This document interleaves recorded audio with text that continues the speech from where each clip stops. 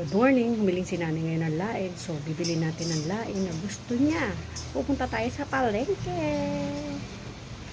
Banday mo muna yung bahay Mga 15 step lang naman, nandyan ako sa main road na at yan na nga pagbaba ko. Walking distance lang naman tayo sa palengke. Mga ilang minuto lang. Medyo maganda ang panahon, hindi umulan. At yan yung taniyandaan ko sa kaliwa ay Cuba Bites at yan isa sa sikat na kainan dito sa Liliu. Inaanan ko rin ang bahay ng best friend ko. At ayan na nga, pang 5 kanto mula sa amin ay palengke na.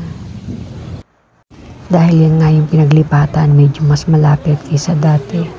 At ginagawa na nga yung palengke. Ayan, ako muna ay bibili ng lain. Kasi yan nga ang hiniling ni nanay. Buti na lang may bagong kuha yung aking friend na si Leia. At ayan, papunta na nga ako sa mga manukan o tinda ng mga manok. At ayan, si Ate Margie ang aking nabilihan ng paa ng manok.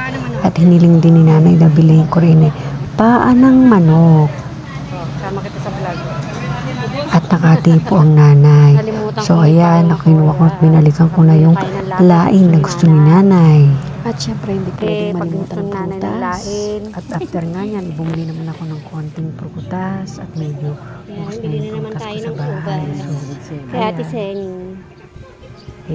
At yan pa nga yung bigay ng aking friend na si Merry Christmas Marino. At ayan na nga ako kay nanay. Anong wish nyo, nanay? Siyempre masaya na ang nanay ko. At wish ni nanay, luto na ang ulam.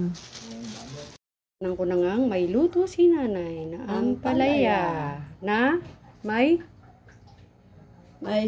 kaunting suka.